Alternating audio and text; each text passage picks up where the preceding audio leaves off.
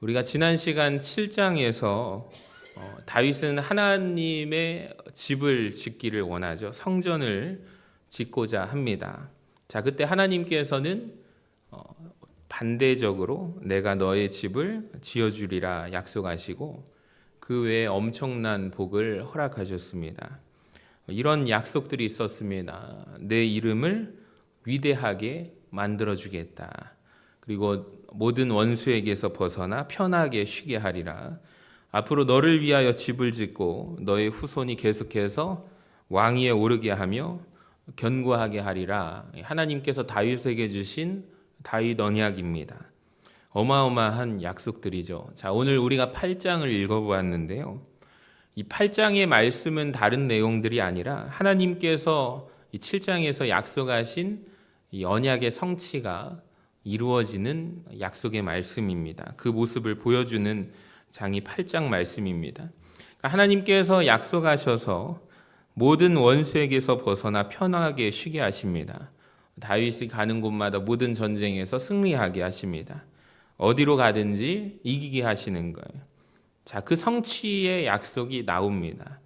제가 정리해 보았습니다. 동서남북 사방에서 다 이기게 됩니다. 이스라엘을 중심으로 본다면 서쪽에는 블레셋이라는 나라가 위치해 있고요. 동쪽에는 모압이라는 나라가 위치해 있습니다. 북쪽에는 다메섹이 위치해 있고 남쪽에는 에돔이라는 나라가 위치해 있습니다. 자, 그런데 다윗이 동서남북 사방에서 모두 승리하는 역사가 이루어지게 됩니다. 자, 또 하나 오늘 본문에서 다윗이 정복한 나라의 개수가 정확하게 7나라입니다. 첫 번째 블레셋과 소바, 모압, 다메섹의 아람, 에돔, 암몬, 아말렉이라는 나라입니다. 성경에서는 숫자에 담겨진 의미가 있는데요. 7이라는 숫자는 따라해 볼까요? 완전수입니다. 정말 하나님께서 말씀하신 대로 완전히 동서남북 사방과 7개의 나라를 점령하게 되죠. 자, 전쟁의 양상이 달라요. 자, 그동안 이스라엘의 싸움의 양상은 주로 이랬습니다. 쳐들어오면 그 전쟁에 대하여 그때그때 수비하는 전쟁이었습니다. 자, 그런데 오늘 본문에 보시면 알겠지만 다 다윗이 직접 블레셋 사람들을 치게 되고 2절에 보니까 모압이라는 나라를 치게 되고 3절에 보면 르홉의 아들 소바왕 하다데스를 치고 다 치고 정복하게 됩니다. 굉장히 독특한 전쟁의 양상이 바뀌었어요. 수비하던 전쟁에서 이제는 더 이상 수비하지 않고 공격하게 됩니다. 그러니까 결과적으로 영토가 사방으로 넓어지고 확장되게 되는데요. 지도를 한번 보여주시면 사울 시대의 영토는 보이십니까? 저 정도밖에 안 됐는데 다윗이 지금 동서남북 사방에서 승리를 하자 거의 영토가 2배 가까이 늘어나게 됩니다. 또한 사무엘하 7장 11절에 너를 모든 원수에게서 벗어나 편히 쉬게 하리라. 이 약속의 말씀이 7장의 말씀이 8장에서 성취가 된 거예요.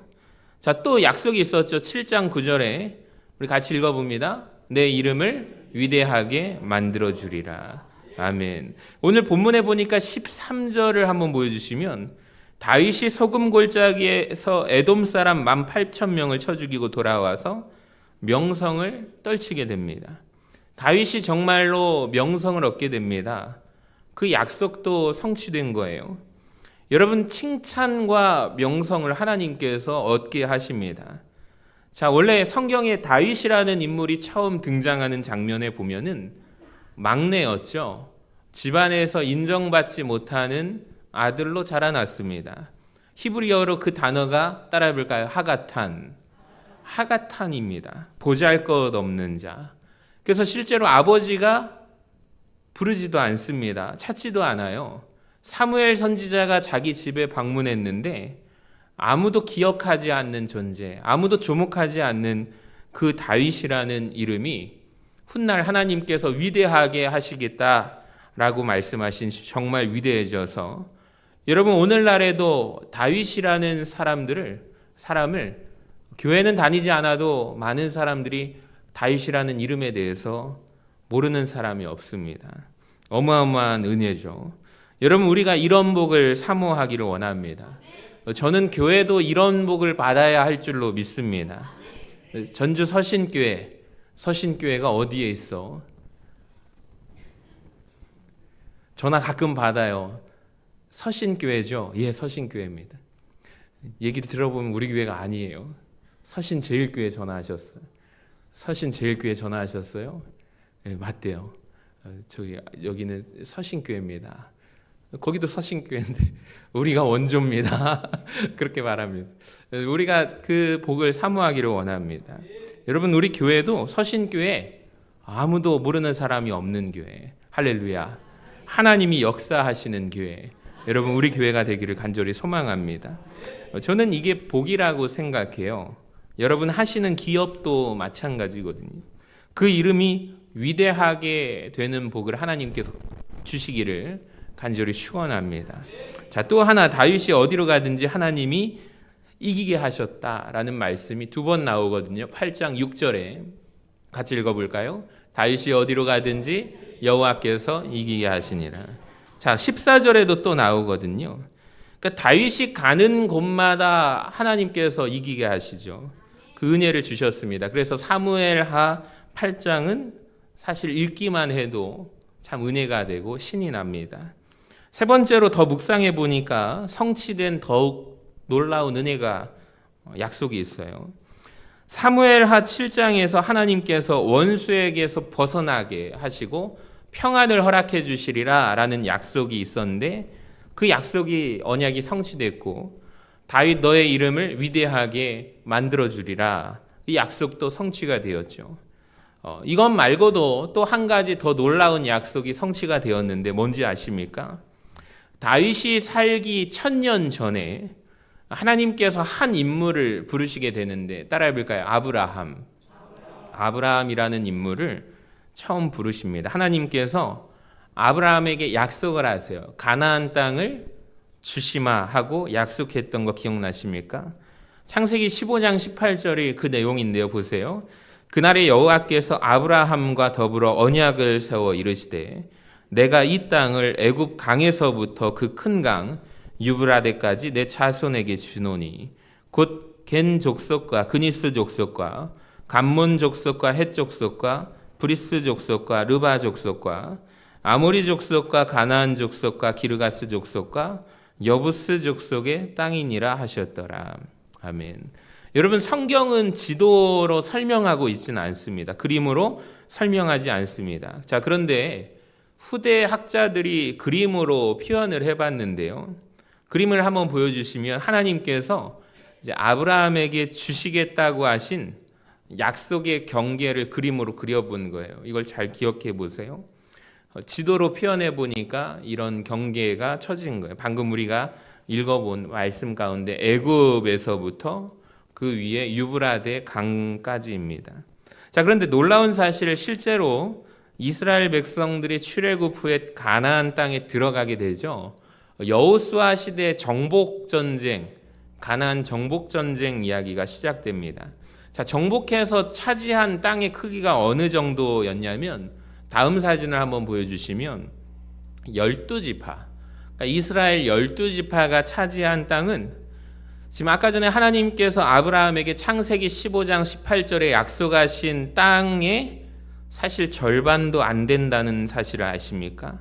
그러니까 여호수아 시대부터 다윗의 직전 왕 사울 왕까지 이스라엘 백성들이 가나안 정복을 해서 차지했던 그 소유의 땅은 사실 아브라함에게 하나님께서 언약으로 주시고자 했던 그 땅의 약속의 땅의 절반도 안 됐다는 거예요. 자, 그런데 오늘 사무엘하 8장에 이르러서 다윗이 정복 전쟁을 통해서 동서남북에서 승리하면서 차지했던, 그리고 솔로몬까지 차지할 영토를 지도로 표현하면 이와 같은 지도입니다.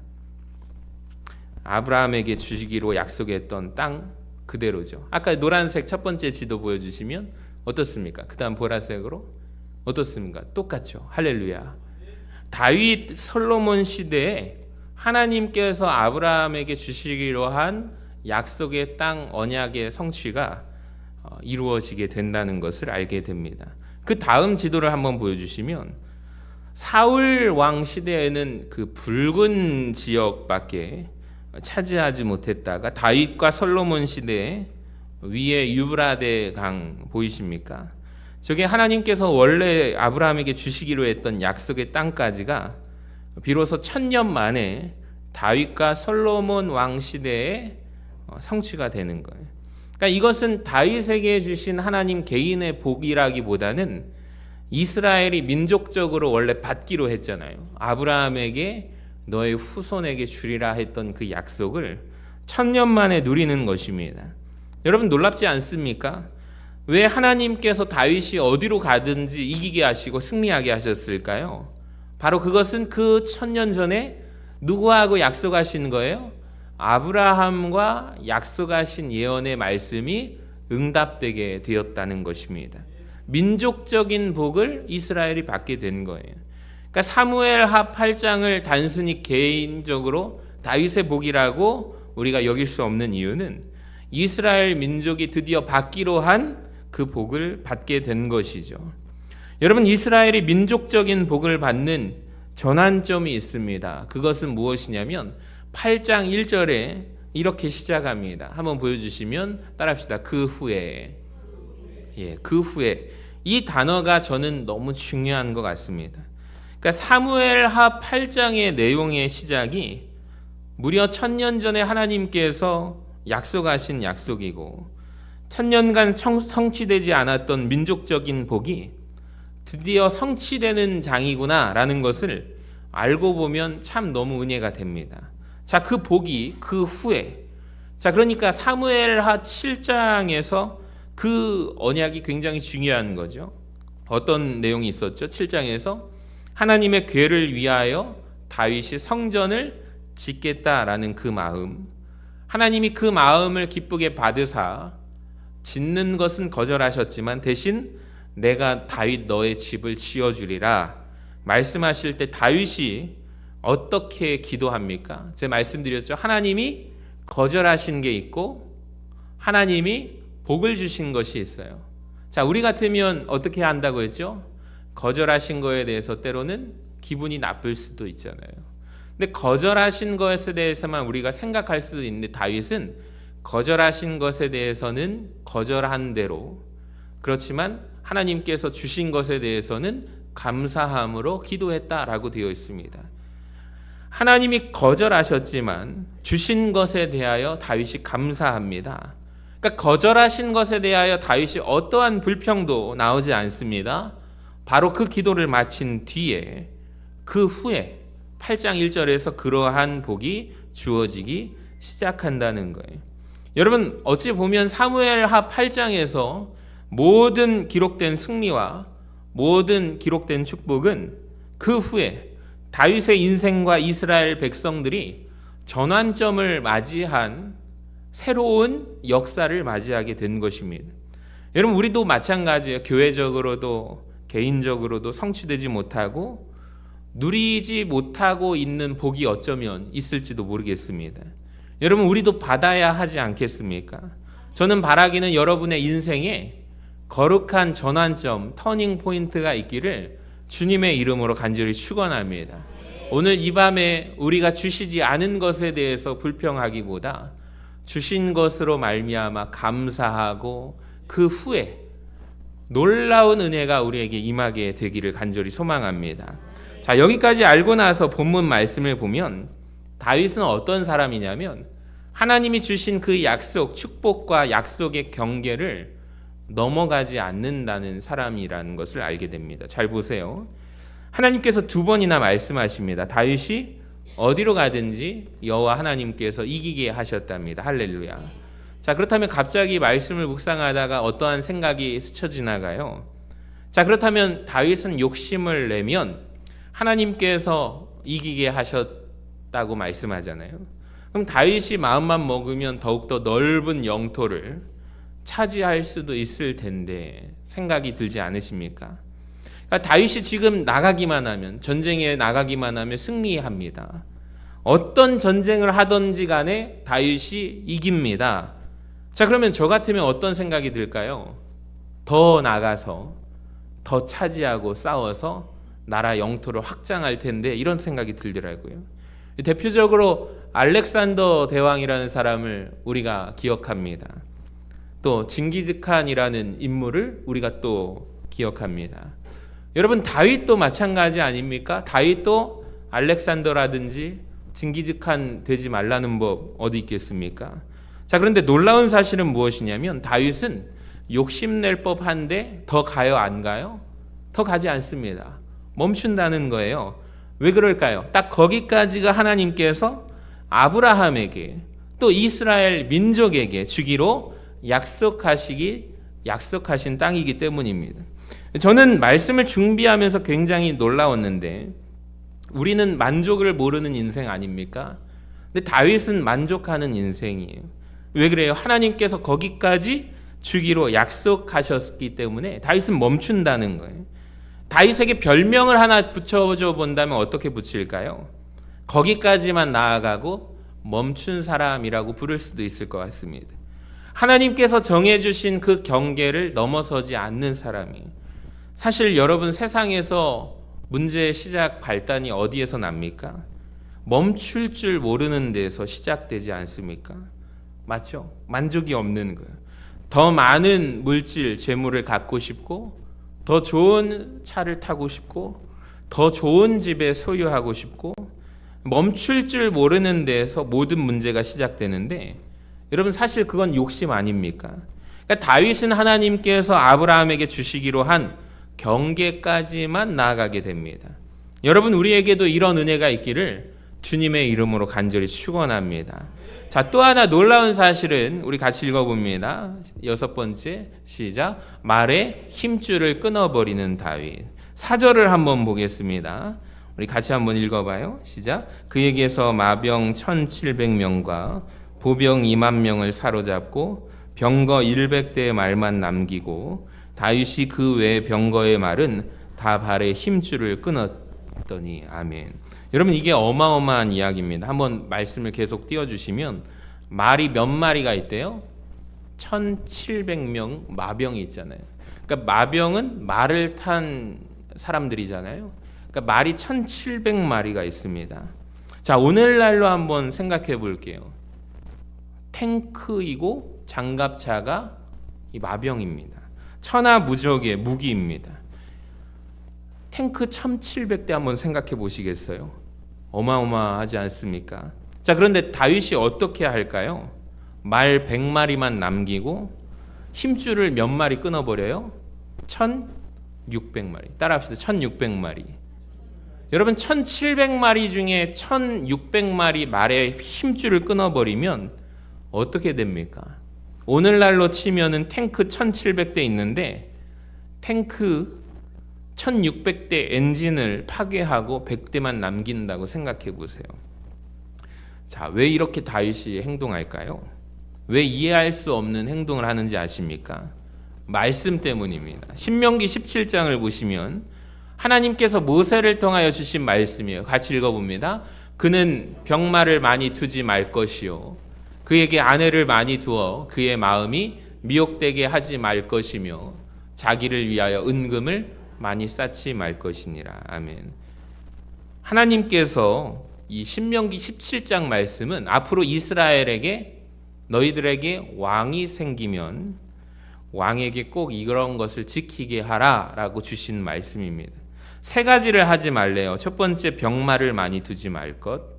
두 번째, 그에게, 왕에게 아내를 많이 두어 그의 마음이 미혹되게 하지 말 것. 세 번째, 자기를 위하여 은금을 많이 쌓지 말 것. 이것이 모세 시대에 앞으로 왕이 되면 지켜야 할 세 가지의 하나님께서 주신 말씀입니다. 자, 본문을 보세요. 다윗이 왜 말에 힘줄을 끊었겠습니까? 바로 이 말씀 때문입니다. 그러니까 왕은 지금 병마를 의지하면 돼요, 안 돼요? 안 되죠. 누구를 의지해야 돼요? 하나님을 의지해야 됩니다. 1700마리나 되는 마병이 생겼잖아요. 인간적으로 보면 천하무적입니다. 자, 그런데 저 말씀 때문에 세상에 100마리만 남기고 1600마리 말의 힘줄을 끊어버립니다. 여러분, 다윗 참 대단한 사람 아닌가요? 자, 시편 20편 7절 같이 읽어봅니다. 어떤 사람은 병거, 어떤 사람은 말을 의지하나 우리는 여호와 우리 하나님의 이름을 자랑하리로다. 아멘. 여러분, 저는 다윗은 이 시편 20편 7절의 말씀을 담대하게 선포할 수 있는 사람이라고 생각합니다. 여러분, 누가 복받은 사람인지 아십니까? 기록된 말씀을 당당하게 내 인생에서 내가 실제로 그렇게 살아내고 선포하는 사람입니다. 자랑할 수 있는 사람이 저는 복받은 사람이라고 생각합니다. 아무든지 내가 실제로 말을 의지하는 사람이 아까 전에 그런 표현을 할 수 있어요, 없어요? 할 수 있어요, 없어요? 할 수 있죠. 그런데 듣는 사람 입장에서 저 사람은 말과 행동이 전혀 다른 사람이라고 인식합니다. 그러니까 실제로 그 말의 무게에 내가 그 말씀을 살아내는 자만 담대하게 외치고 그 영향력, 파급력이 엄청나다는 것을 아십니까? 근데 다윗은 당당하게 나는 그렇다라고 말할 수가 있는 사람이었다는 것. 시편 60편 12절에 이런 말씀이 있습니다. 같이 읽어봅니다. 우리가 하나님을 의지하고 용감하게 행하리니 그는 우리의 대적을 밟으실 이심이로다. 아멘. 아무 거리낌 없이 다윗은 외치고 선포할 수가 있습니다. 여러분, 그런데 우리 중 많은 사람이 이런 고백을 하기가 쉽지 않습니다. 선포할 수가 없는 거예요. 왜 그래요? 내 인생은 전혀 그렇지 않기 때문입니다. 그러니까 우리도 바라기는 다윗처럼 선포할 수 있는 거룩한 인생 되시기를 주님의 이름으로 간절히 축원합니다. 자, 7번째로 말씀에 순종하기 위해서 은금을 쌓지 않았던 사람이 다윗입니다. 10절부터 볼까요? 도의가 그의 아들 요람을 보내 다윗 왕에게 문안하고 축복하게 하니 이는 하다데셀이 도의와 더불어 전쟁이 있던 터에 다윗이 하다데셀을 쳐서 무찌름이라. 요람이 은그릇과 금그릇과 녹그릇을 가지고 온지라. 다윗 왕이 그것도 여호와께 드립니다. 11절을 보세요. 다윗 왕이 그것도 여호와께 드리되 그가 정복한 모든 나라에서 얻은 은금 노략한 것과 같이 드리니라. 아멘. 다윗이요, 지금까지 많이 드렸는데 이것도 드리고 저것도 드리는 거야. 다윗에게 또 하나의 별명을 지어준다면 같이 읽어봅니다. 이것도 드리는 자, 이것까지 드리는 자. 갑자기 한 인물이 생각나는데 사도행전에서 아나니아와 삽비라라는 이름을 우리가 갑자기 떠오르게 됩니다. 그 사람들은 이것까지 못 드리는 자였죠. 다윗은 그런데 그것까지 드리는 자였습니다. 아나니아 삽비라는 그것까지 못 드리는 자였습니다. 아까워서 드리지 못합니다. 다윗 대단한 사람입니다. 그것까지도 드리는 자이기 때문입니다. 자, 그런데 이러한 다윗이 외면했던 한 가지가 있습니다. 철저하게 하나님 말씀 앞에 목숨 걸고 준행하고 순종했던 다윗이 외면한 명령이 한 가지 있거든요. 아까 전에 왕이 되면 3가지였잖아요. 병마를 많이 두지 말 것, 자기를 위해서 은금을 쌓지 말 것. 이 명령 지키려고 탱크 1600대 엔진을 파괴하고 그 많은 은금을 하나님 앞에 드렸잖아요. 자, 그런데 그렇게 철저하게 지켰던 다윗이 유독 순종하지 못했던 한 가지가 신명기 17장 16절, 아까 전에 보았던 가운데 있네요. 읽어봅니다. 그에게 아내를 많이 두어 그의 마음이 미혹되게 하지 말 것이며. 아내를 많이 두지 말라, 하나님 말씀입니다. 여러분, 질문입니다. 다윗이 이걸 몰랐을까요? 알았을까요? 몰랐을까요? 알았을까요? 여러분, 다윗이 이 명령을 외면합니다. 보기는 보는데 눈 감는 거죠. 그쪽을 향하긴 하는데 귀를 닫아버리는 거죠. 몰라서가 아닙니다. 명확하게 그는 알고 있습니다. 하지만 하나님, 이것만은 하고 귀를 닫습니다. 그가 외면했던 이 한 가지가 불행의 시작이 됩니다. 이것 때문에 사무엘하 11장에 가면 밧세바 사건이 터지거든요. 그 온 집안에 불행이 닥치게 됩니다.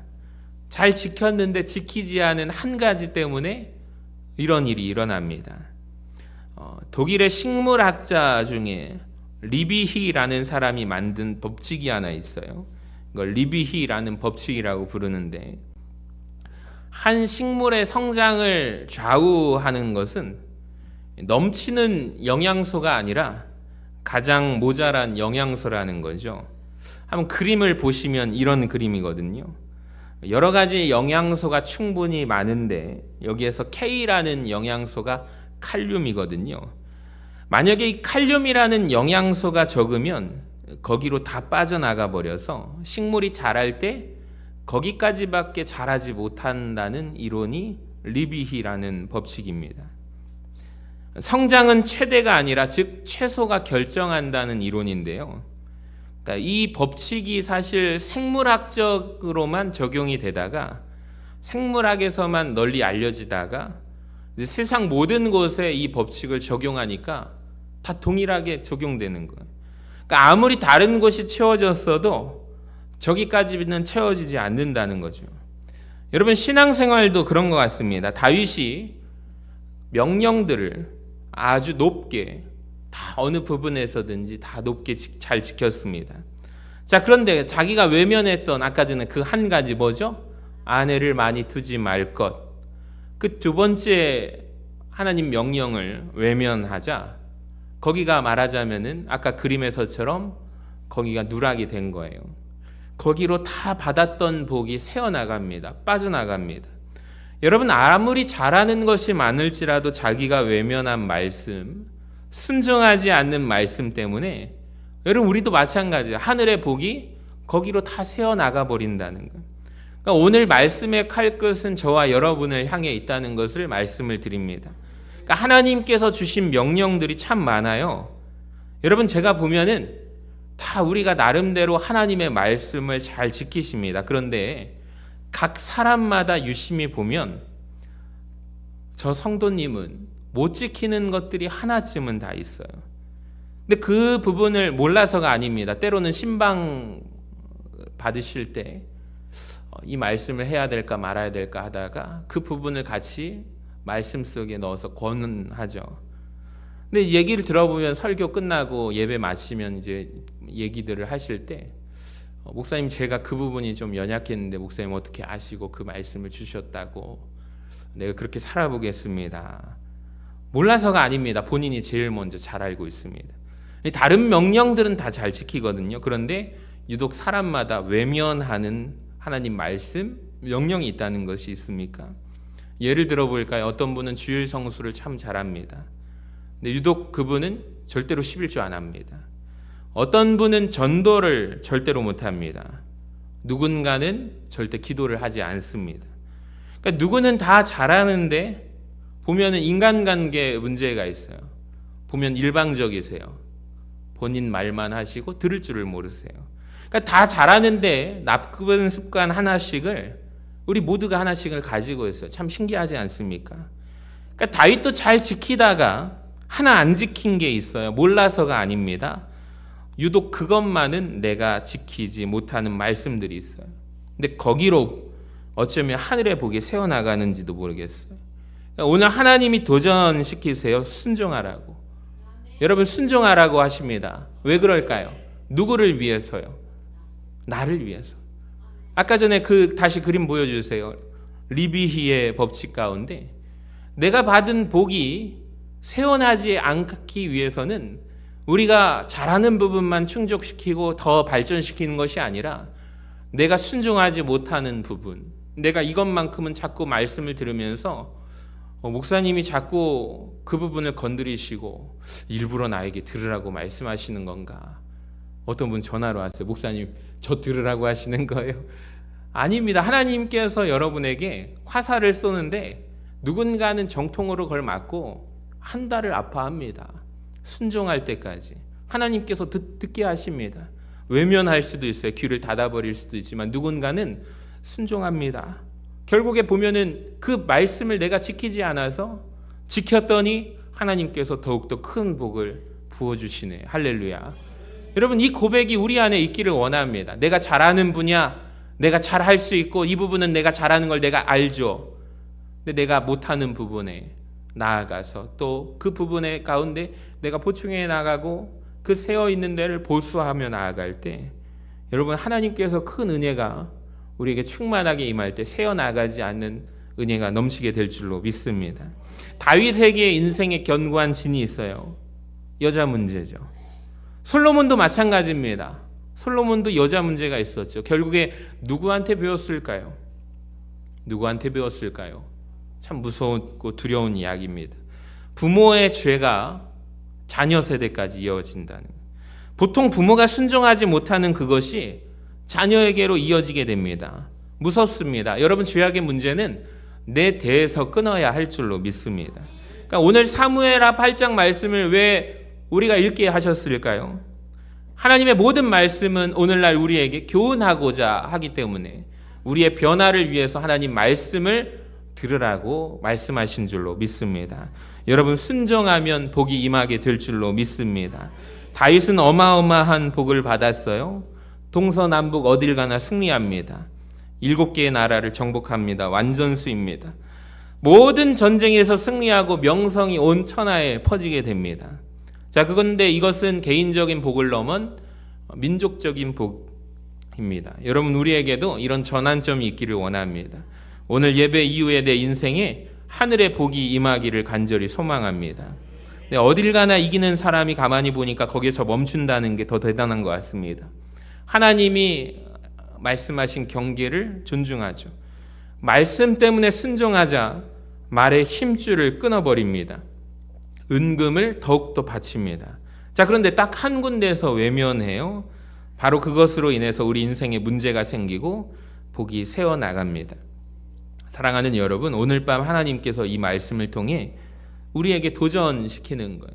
내가 순종하지 못하고 있는 한 가지, 어쩌면 거기로 하늘의 복이 쏟아져 나가는지도 모르는 그 한 가지, 여러분 오늘 이 밤에 오늘 우리가 그것을 순종하면서 기도하는 밤이 될 때 거룩한 전환점이 되시기를 주님의 이름으로 간절히 축원합니다.